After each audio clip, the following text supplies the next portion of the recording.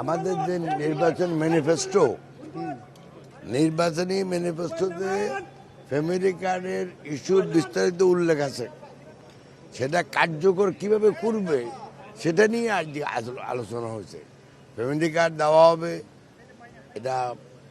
এটা নিয়ে আলোচনা হয়েছে। কত পরিবারকে দেওয়া হবে?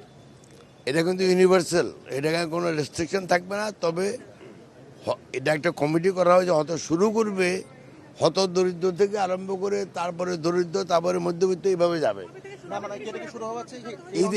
ঈদের আগেই পাইলট প্রজেক্ট হিসাবে চালু হবে। তবে ভাই শুনেন, এই যারা এনারা করবে সমাজ কল্যাণ, ডক্টর জাহিদ আছে, ওনাদেরকে জিজ্ঞাসা করলে ভালো হবে জিনিসটা।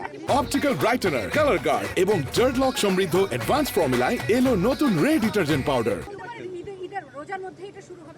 রোজার আমাদের সম্মানিত প্রধানমন্ত্রী চান পাইলট প্রজেক্ট হিসাবে, অন্তত পাইলট প্রজেক্ট হিসাবে ঈদের আগেই শুরু করতে, এটুকু আমি জানি।